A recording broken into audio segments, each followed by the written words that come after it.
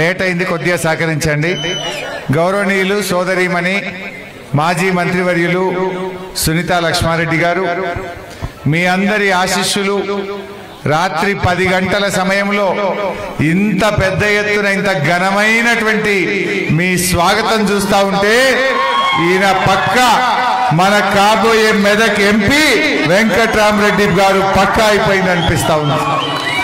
Senior నాయకులు మన యాదవ్ రెడ్డి శాసన మండలి సభ్యులు పెద్దలు సీనియర్ నాయకులు చంద్రగౌడ్ గారు, డాక్టర్ గోపి గారు, మా రమణ గౌడ్ గారు, మహేష్ గారు, మా హరికృష్ణ గారు, మల్సూర్ గారు, రమాకాంత్ రెడ్డి గారు, వేదిక మీద ఉన్న పెద్దలు, మా శివంపేట మండల అక్క చెల్లెళ్ళు అన్నా తమ్ముళ్ళు, శ్రీనివాస్ గౌడ్ గారు, లక్ష్మీనరసయ్య గారు, పద్మా వెంకటేష్ గారు, నరసింహరావు గారు, నాగేశ్వర్ గారు, ఇంకా ఇక్కడికి వచ్చిన మీ అందరికీ శిరస్సు వంచి నమస్కారం తెలియజేస్తా ఉన్నాం. మిత్రులారా, ఒక విషయం అయితే అర్థమైంది. మనం ఏదో కాంగ్రెస్ వాళ్ళకు ఉద్ధరిస్తారనుకొని ఓట్లేసినాం. 4.5 నెలల కాంగ్రెస్ పాలన చూసినాక ఒక విషయం అర్థమైంది. ఉద్ధరించుడు మాట దేవుడికి కానీ ఉద్ధర మాటలు మాత్రం చెప్తారు కాంగ్రెస్ వాళ్ళు. అన్ని ఉద్ధర మాటలే. 4.5 నెలల టీవీ పెడితే ఏం కనబడుతుంది చెల్లె? అయితే తిట్లు, లేకపోతే దేవుని మీద ఓట్లు ఏమన్నా ఉన్నాయా? అప్పుడేమో ఓటుకు నోటు, ఇప్పుడు ఓటుకు ఒట్టు. ఒకటే ఒట్లు పెడుతుండు రేవంత్ రెడ్డి. ఏడవైనా ఇగో ఈడికి వస్తే ఏడుపాయలమ్మ వారి ఒట్టంటుండు, ఆడిపోతే రాముల వారి మీద ఒట్టంటుండు. ఎందుకు ఈ ఓట్ల నాటకం? అర్థమైంది ఆయనకు. మొన్న ఎలక్షన్ల ముంగట బాండ్ పేపర్ల మీద రాసిచ్చి నమ్మిచ్చి చేతులల్లో పట్టుకొని కాళ్ళల్లో మొక్కి ఓట్లు వేయించుకున్నారు. కానీ ఇప్పుడు 4.5 నెలలు అయింది, ఏం పని అయితలేదు. అప్పుడేమన్నారు? రాగానే మొదటి సంతకం రుణమాఫీ అన్నారు, మొదటి సంతకం 6 గ్యారెంటీలు అన్నారు, మొదటి అసెంబ్లీలోనే చట్టం చేస్తామన్నారు. నమ్మిచ్చిండ్రు. ఇవాళ గడ్డకు పడ్డాక మోసం చేసిండ్రు. అర్థమైంది. జనమంతా కూడా కాంగ్రెస్ పార్టీని చిత్తుగా ఓడగొట్టబోతున్నారని అర్థమై ఇప్పుడు దేవుళ్ళ మీద ఒట్లు పెట్టే నాటకం స్టార్ట్ చేసింది. మళ్ళా మోసపోదామా? దేవుళ్ళ మీద ఒట్ల నాటకం స్టార్ట్ చేస్తే మొన్న సవాల్ ఇచ్చిన, ఈ దేవుళ్ళ మీద ఎందుకయ్యా ఒట్లు పెట్టేది? నువ్వు కొత్తగా మళ్ళీ 15 ఆగస్టు నాటకం స్టార్ట్ చేసినావు. ఒకవేళ 15 ఆగస్టు నాటికి 6 గ్యారెంటీలు నువ్వు అమలు చేస్తే, రుణమాఫీ చేస్తే నేను ఎమ్మెల్యేకి రాజీనామా చేస్తా. ఒకవేళ మా అక్క చెల్లెలకు 2500 ఇవ్వకపోతే, అవ్వా తాతలకు 4000 ఇవ్వకపోతే, మా రైతులకు రైతు బంధు 15000 ఇవ్వకపోతే, నువ్వు చెప్పిన ప్రకారంగా వడ్లకు మక్కలకు 500 బోనస్ ఇవ్వకపోతే, నువ్వు 2 లక్షల రుణమాఫీ చేయకపోతే నువ్వు ముఖ్యమంత్రి పదవికి రాజీనామా చేస్తావా అని అడిగిన. తోక ముడిచిండు, సప్పులు లేదు. తిట్ల దండకాన్ని అందుకున్నాడు. నువ్వు నిజంగా చేసేటోడు అయితే రావచ్చు కదా, తయారున్నా అని చెప్పచ్చు కదా, మళ్ళా మోసం చేస్తావు. మా నర్సాపూర్ ప్రజలు, మా శివంపేట చైతన్యపూరితమైన గడ్డ. నువ్వు మోసం చేస్తే మోసపోము. ఈ శివంపేట బెబ్బులిపులై రేవంత్ రెడ్డికి గుణపాఠం చెప్తుంది. బిడ్డ రేవంత్ రెడ్డి, నువ్వు గుంపు మేస్త్రివి. ఈ 13వ తారీఖు నాడు ఓట్లేసేటప్పుడు మా శివంపేట వాళ్ళు ఈ గుంపు మేస్త్రి గూబ బలిగేటట్టు తీర్పిస్తారు. జాగ్రత్త. ఏం చేసినావు? అన్ని మోసాలు కదా, అన్ని మోసాలే. ఇలా మా తమ్ముళ్ళని అడుగుతున్నా, మనకు ఏ విషయంలో ఒక్కటన్నా చేసిండ్రా? 6 హైక్ చేసినామంటారు, అన్ని మోసాలే. నేను అడుగుతున్నా, ఇక్కడ రైతులకు 15000 రైతు బంధు వచ్చిందా? రైతులకు రుణమాఫీ అయిందా? వడ్లకు మక్కలకు బోనస్ వచ్చిందా? బాయికాడ 24 గంటల కరెంట్ వచ్చిందా? కౌలు రైతులకు 15000 ఇచ్చిండా? వ్యవసాయ కూలీలకు 12000 అన్నాడు, ఇచ్చిండా? ఆడపిల్లల పెళ్లిళ్లకు తులం బంగారం వచ్చిందా? అక్క చెల్లెలకు నెలకు 2500 ఇస్తా అన్నాడు, వచ్చిందా? అవ్వ తాతలకు 4000 వచ్చినాయా? ఆడపిల్లలకు స్కూటీలు వచ్చినాయా? అన్ని ఏది అంత అవుతుంది. పోని ఇంకా వడ్లన్న కొంటున్నారే. కేసీఆర్ ఉండగా ఇదే వెంకట్రామరెడ్డి కలెక్టర్ ఉంటే తడిసిన వడ్లను కూడా రాత్రికి రాత్రి కొన్నాం, లైట్లు పెట్టి కొన్నాం, తిప్పలు లేకుండా కొన్నాం. అరే ఈ కొడుకులు కాంగ్రెస్ వాళ్ళు 44 డిగ్రీల ఎండ, వడ్లు మొత్తం ఇట్లా మాడిపోయినాయి, గలగలలాడుతున్నాయి. కొనమంటే శాతం అయితే లేదు, కొంటురా? వడ్లు కొంటలేరు, బోనస్ ఎగబెట్టిండ్రు, రైతుల ఉసురు పోసుకుంటున్నారు. ఇవాళ రైతులంటే రేవంత్ రెడ్డి గిట్టది, బీజేపీ వాళ్ళ గిట్టది.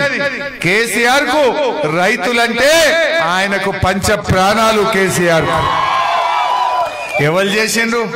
రైతుల కోసం 10,000 రైతు బంధు ఇచ్చింది కేసీఆర్ కాదా? రైతుల కోసం బీమా తెచ్చింది కేసీఆర్ కాదా? రైతుల కోసం ఇవాళ 24 గంటల కరెంట్ ఇచ్చింది కేసీఆర్ కాదా?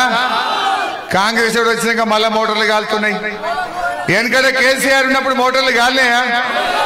కాంగ్రెస్ వాళ్ళు వచ్చినాక ప్రతి రైతుది ఆ కరెంటు సరిగా రాక మోటార్ కాలుతుంది.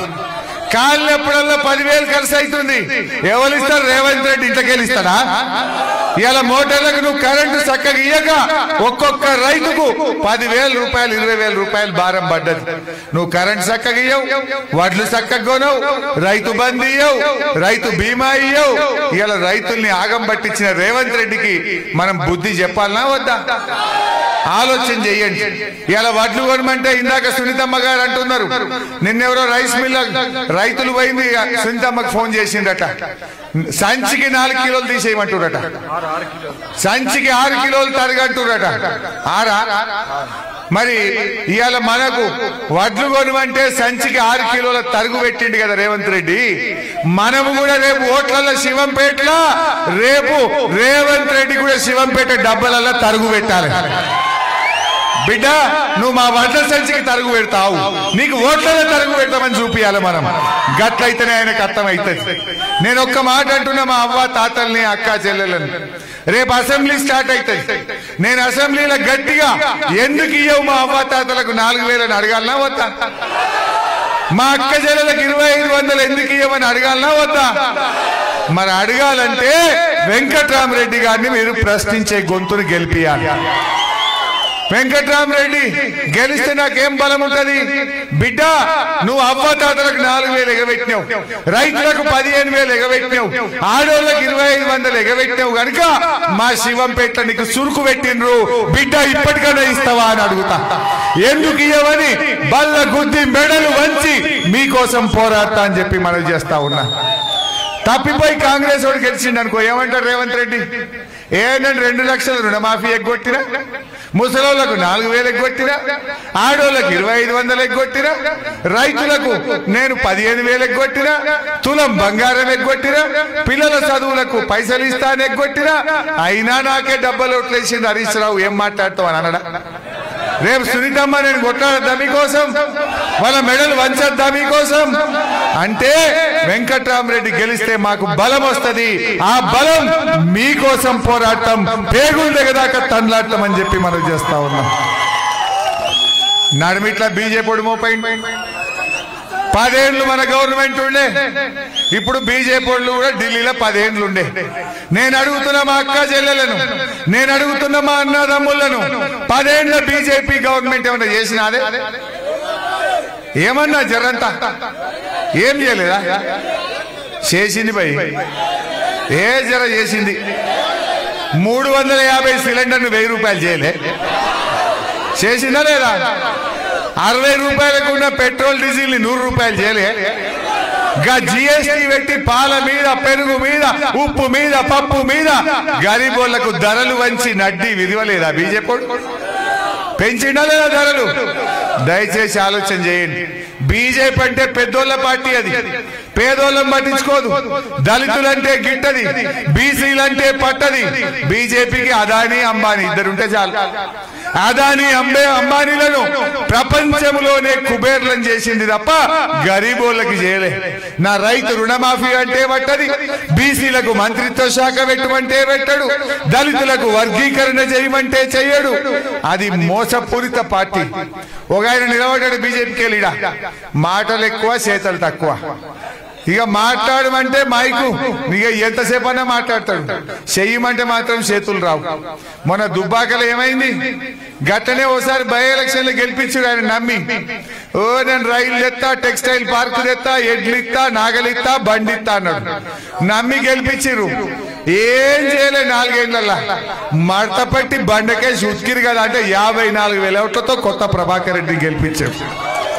నువ్వు నడిచేదైతే దుబ్బాకలే చెల్తుంటే, నువ్వు దుబ్బాకల చెల్లెనోడు శివంపేట చెల్తాడు. దుబ్బాకల ఓట్లే కానీ శివంపేటలో ఇస్తారు.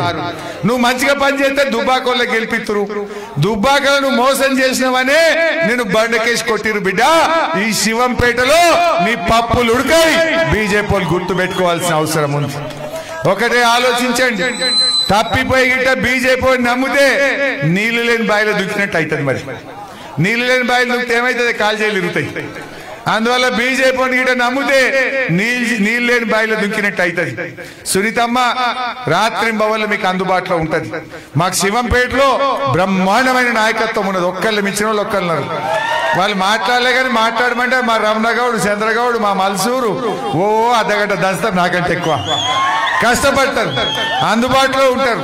మా హరికృష్ణ తక్కువ మాట్లాడతాడు, మళ్ళీ నాయన పేరు చెప్పలేదు. మా మహేష్ భాయ్ అయితే మాట్లాడి మెల్లగా ఉపాయం చేసిండు. అయితే దయచేసి నేను మీతో కోరేది ఒక్కటే, మీరు ప్రశ్నించే గొంతుని గెలిపి. వెంకట్రామరెడ్డి గారు మాటలు విన్నారు. 3 అభ్యర్థులు ఉన్నారు. ఒక ఆయనేమో 7వ తరగతి చదువుకున్నాడు, ఇంకొక ఆయనేమో బ్లాక్ మెయిల్ తెలివి, మనోడేమో కలెక్టర్ పనిచేసిండు. మీకు ఇవాళ ఏ సేవ అంటే ఆ సేవ చేస్తా, ఢిల్లీకి వెళ్ళి డబ్బులు తెస్తా, రాష్ట్ర ప్రభుత్వంతో కొట్లాడతా, నా సొంత డబ్బులు పెట్టి మీకు సేవ చేస్తా అనే వెంకట్రామరెడ్డిని గెలిపించుకుంటే మనందరికీ మేలు జరుగుతుంది. ఒకసారి కాంగ్రెస్ వాళ్ళ చేతుల మోసపోయినా మళ్ళా మోసపోదామా? ఒకడు కులం అంటుండు, ఇంకొకడు మతం అంటుండు. కులం మతం కడుపు నింపుతాది, నీ పొట్టకు అన్నం పెడతాది, నీ పిల్లలకు చదువులు చెప్తాది. నీ పిల్లలకు చదువు చెప్పేది ఆలోచించు, నీ పిల్లలు బాగుపడేది ఆలోచించు, నీ కడుపు నిండా బువ్వ పెట్టేది ఆలోచించు. నీ కోసం ఎవరు కష్టపడతారో వాళ్ళ గురించి మీరు ఆలోచన చెయ్యండి. అంతే తప్ప ఇలా బీజేపీ ఏం చేసినవరు అంటే ఏమైనా చెప్తాడా? ఇప్పుడు మన బీఆర్ఎస్ వాళ్ళని అడుగుండ్రి, మీ 10 ఏళ్ళు ఏం చేసిండ్రయ్యా అంటే కళ్యాణ లక్ష్మి ఇచ్చిండు, షాదీ ముబారక్ ఇచ్చిండు, 200 ఉన్న పెన్షన్ ను కేసీఆర్ 2000 చేసిండు, బాయికాడ 24 గంటల కరెంట్ ఇచ్చిండు, రైతు బంధు కింద ఎకరానికి 10,000 ఇచ్చిండు, రైతు బీమా ఇచ్చిండు, తండాలు గ్రామ పంచాయతీలు చేసిండు, ఇంటింటికి నల్లబెట్టి మంచినీళ్ళు దాకిచ్చిండు, చెరువులు బాగు చేసిండు. ఇట్లొక 100 చెప్తాం. బీజేపీని చెప్పమని ఏమైనా చేసినావా అని ఏమైనా చెప్తాడే?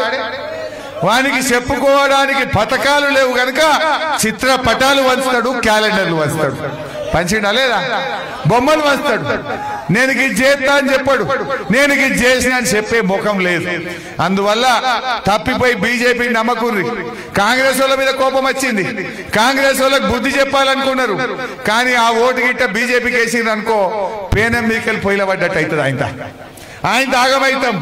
కారు కేయండి, కేసీఆర్ నిలబెట్టండి. తెలంగాణ తెచ్చిన, తెలంగాణ కోసమే కృషి చేసే కేసీఆర్ మనకు శ్రీరామ రక్ష. ఆ కేసీఆర్ పంపించిన మన వెంకట్రామరెడ్డి గారిని మే 13వ తారీఖు నాడు మీరందరూ దీవించండి. మీ సేవకు ఆయనను ఒక సేవకుడిగా అవకాశం ఇవ్వండి అని చెప్పి మీ అందరినీ కోరుతా ఉన్నాం. దయచేసి మొన్న మన సునీతమ్మ గారికి 2.5-3 మెజార్టీ ఇచ్చారు ఇక్కడ. మరి నేనైతే ఇప్పుడు అనుకుంటున్నా, కాంగ్రెస్ వాళ్ళ నిజస్వరూపం బయటపడ్డది. అయిపోయింది, కాంగ్రెస్ పని అయిపోయింది. కొంతమంది ఈ మట్టి అమ్ముకుంటోడో లేదా ఇటుకలు అమ్ముకుంటోడో, భూములు కబ్జా పెట్టినోడో, గవర్నమెంట్ భూములు కబ్జా పెట్టినోడో, లేకపోతే బియ్యం అమ్ముకున్నోడో కాంగ్రెస్ పార్టీలకు పోయింది. దొంగలు పోయిండ్రు. బియ్యం అమ్ముకున్నాడు, భూములు అమ్ముకున్నాడు, మట్టి అమ్ముకున్నాడు, దొంగలు పోయిన మనకు కూడా పీడ పోయింది. నికాల్సోళ్లే మిగిలిన మనకు, అసలైన వాళ్ళే మిగిలిన మనకు. వీళ్ళే చాలు, మంచి ముత్యాలు లాంటి, కడిగిన ముత్యాలు లాంటి వాళ్ళు ఉన్నారు మన ఎంబడ. మనం కష్టపడదాం. ఆ దొంగలు మళ్ళా కాలు మొక్కిన కొడుకులను పాటలకు రానియం. రేపు మళ్ళా మన బీఆర్ఎస్ గవర్నమెంట్ వస్తుంది.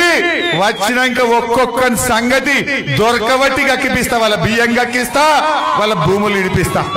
మా దళితుల భూములు కబ్జా పెట్టిండ్రు, కొడుకుల ఎంబడ పడతా దళితుల భూములు దళితులకు ఇప్పించేదాకా మీ పక్షాన పోరాటం అని చెప్పి మనం చేస్తా ఉన్నా. ధైర్యంగా ఉండండి. ఊర్లలో పోయినాక కార్యకర్తలు దయచేసి ఇంటింటికి పోండి, గడప గడప దొక్కండి, ప్రతి తలుపు తట్టండి, వెంకట్రామరెడ్డి గారి ట్రస్ట్ గురించి చెప్పండి, కాంగ్రెస్ మోసాలు ఎండగట్టండి, బీజేపీ వాళ్ళ దొంగ నాటకాలను కూడా ప్రజలకు వివరించి ఈ తెలంగాణకు అసలైన నాయకుడు మన కేసీఆర్, సేవకుడు వెంకట్రామరెడ్డి, వారిని గెలిపించుకుందాం, వారి నాయకత్వాన్ని బలపరుద్దాం. ఒక్క 15 రోజులు కష్టపడండి. 5 ఏళ్లు మా సునీతమ్మ, నేను, వెంకట్రామరెడ్డి గారు మీకు సేవకులై పనిచేస్తాం. శివంపేట మండలాన్ని అభివృద్ధిలో అగ్రగామిలో నిలుపుతామని మనవి చేస్తూ జై తెలంగాణ. కారు గుర్తుకే, కారు గుర్తుకే.